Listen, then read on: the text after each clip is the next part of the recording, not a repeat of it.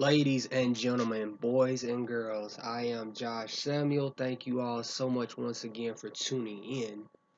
As I always say, ladies and gentlemen, in the year 2020, I genuinely hope that everyone is staying safe, everyone is staying encouraged, as difficult as that may be, and that everyone is continuing to use his or her hashtags wisely, such as hashtag release the air cut, hashtag Alita Army, and of course, hashtag Zack Snyder's Justice League. As you can see, Ray Fisher is standing in front of the Justice League promo when it premiered back in 2017. And knowing what we know now from his own mouth and the mouths of others, I can only imagine how hard it must have been to keep a straight face or to make a smile in a situation where you know and others know that there was wrongdoing, there was inappropriate things said and done to not just Ray himself, but to his other cast members. We've heard and seen a lot of different things over the past few months, and as a result, there have been many that have hashtag I stand with Ray Fisher, and many, like myself, are hoping that something is done publicly very soon and very quickly, because it is very disturbing. Now, for those still unaware, Ray Fisher was chosen to play Victor Stone, aka Cyborg, in Justice League. He was said to be the heart of Justice League. He is, the heart of Justice League. And he was going to play a big part of the story, and he will play a big part of the story in Zack Snyder's Justice League. And as we all know, Joss Whedon eventually came in after unfortunate events, and he rewrote and reshot most of the movie, trimmed it down to 2 hours, though it was said that the 2 hour mandate was put in place by Warner Brothers. And it removed a lot of the general story, the general continuation of BBS, and it drastically changed Ray Fisher's character's Cyborg story. Now, the rest is history. Justice League came out. We all fought for Zack Snyder's Justice League with the hashtag release the Snyder Cut, and now we know that it will release next year on HBO Max. And as I always like to say now, glory hallelujah. Now let's continue the fight for the Ayer Cut and the Alita sequel. But this past July, actor Ray Fisher chose to go to Twitter to let it be known that he and his fellow cast members were horribly mistreated during the reshoot portion of Justice League. Now, up to this point, we've heard many different sort of accounts from many different YouTubers, many different people on Twitter, many different people on Reddit even. We've heard so many different theories. I myself have kind of remained kind of mum up to now, kind of silent on it, because at the time I was like, this all definitely makes sense, but truth be told, none of us were there, so how would we know? But with everything that is now coming out, it's becoming more and more obvious that 100% of these things are indeed the truth. You know, Geoff Johns, rewriting this, Joss Whedon shooting this and, acting this way, and, John Berg, doing this and that and the third. All these things are coming to the light and being exposed as being fact and being true. Ray Fisher has gone on to say that, Geoff Johns, in one tweet he said Geoff Johns, basically called him into his office and said that, basically made a threat to Ray's career and tried to basically push Ray's, grievances to the side, basically abusing power, basically, saying you better stay in your place or get in line. So, like I said earlier, I can only imagine how difficult it must have been to say, smile and, say, oh yeah, we're excited for this movie. Oh yeah, Joss Whedon is such a good guy. Oh yeah, this, that, and the third. And knowing all that we know now, knowing that Joss Whedon hasn't responded. He's on Twitter, for those that are unaware. He has an active Twitter account just like Geoff Johns. They both could have come out and denied these claims if they were innocent, but months and months have passed and none of those gentlemen have denied the claims. And Ray has gone on to reveal that, Walter Hamada and others have tried to basically tell him to push it away or let it go. And I'm so very glad and so very grateful that Ray is continuing to, hashtag accountability over entertainment. You know, as a black man in America, it you for those of my listeners that are of a different race, that are black males, that are of a different ethnicity, you know how the struggle is. You know that you do not get to be just average, and that you do not just get to be another person, that you have to go 2 times as hard in a lot of scenarios in just about every facet of your life, that you always are going to be you're always going to be seen as a black individual, and it's something that the media the media will take and use to its advantage, as we've seen repeatedly this year. And through it all, Ray Fisher has remained professional.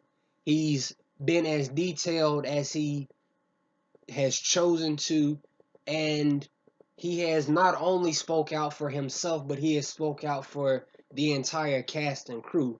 And when he first made the tweet, I had no doubt that he was telling the truth, because a person that doesn't just make it about his or herself and, says accountability over entertainment, I never take that as a person that will be telling a lie or that would just be doing it for attention. And Ray Fisher doesn't seem like the type of guy that just does things for attention. You know what I mean? So it's important to note that WB has lied up to this point. They lied when they said that Joss Whedon and Zack Snyder were in collaboration. They lied to the cast of Justice League. They lied when they said that Justice League would be a continuation of what Zack started. And we had to find out that that wasn't the case. We had to find out that, Joss Whedon reshot basically everything and made it all dull color and perverted. And we had to find out through Ray Fisher that they were horribly mistreated during the reshoots in LA. So, with the whole accountability over entertainment, what it entails and what it means is that there needs to be accountability for not just the little guys, but for everyone. When you're given a position such as Joss Whedon, or Joss Whedon being the director, when you're given a position at the time with Geoff Johns, being able to basically say, oh, we're going to include this, but we're not going to include this.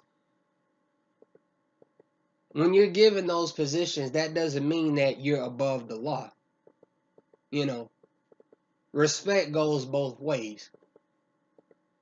So it's really a disturbing thing when I see people online, namely YouTubers like Jody's Corner, Andy Signor, and others, say, well, I don't know. Oh, he's just doing this for attention. Oh, Ray's just overreacting. Oh, Ray is just, trying to get more attention for himself. Fuck that. This ain't about just Ray. This ain't about just him trying to get attention for himself, which isn't the case. He's trying to hold people accountable. He's trying to make WB hold these people accountable as they should. And it concerns me that even now, with more and more of these claims being revealed as true, it concerns me that there are still those in doubt. So to those individuals, I say, make up your mind, or just stay out of the way and focus on the things that matter to you. Because this is not about just a movie, this is about accountability. This is about holding people accountable. WB holding these people accountable. Now, as I always said, as I said early in the year, shout out to HBO Max for releasing, collaborating with Zack Snyder and getting his movie out there the way he wants it to be released to us. But I sincerely hope that they handle this accordingly and respectively. Because there were a lot of other individuals in Justice League that had their scenes drastically, reduced or cut. Namely, Kiersey Clemens. We've heard a mixed report about how that happened. Some say it happened before Joss was brought in. Some say it was after. But there was a longer cut that was screened before the reshoots happened, and we know that that was the movie initially that was going to be released. So to say race didn't play a factor, I just doubt it at this point. I do believe that it was a factor, and it's sad that race claims are just, they're basically trying to be brushed under the rug. But I'm trying not to keep this particular video that long. Just remember, guys and girls, we'll always have Man of Steel. We'll always have BVS. We will always have Zack Snyder's Justice League after next year. Those things are always going to be around, thankfully. But it's important to know that WB has lied in the past numerous times in regards to Justice League. And it's important to know that accountability is more important than entertainment, and that it's important that we continue to stand with Ray Fisher and the other individuals who were wrong behind the scenes on the reshoots that took place in LA for Justice League. Because it definitely concerns me that there are people that still are not taking this seriously. They are not taking Ray's claims seriously. They say he's being a diva. They say he's just being a drama queen. And they say that his claims are him overreacting. And it bothers me even more, or not even more, excuse me. It bothers me just as much when a gentleman decides to assist Ray in getting the truth out there, and that he loses his job for promoting the truth in an era where we're supposedly fed so much quote unquote truth. So with these events going how they've been going and transpiring how they have, that alone tells me that this is a lot more serious than any one of us realizes. And I hope and I know that Ray will continue to hold his head held high throughout this entire ordeal, no matter what it takes, no matter how long it takes. Because, yes, ladies and gentlemen, accountability is more important than entertainment.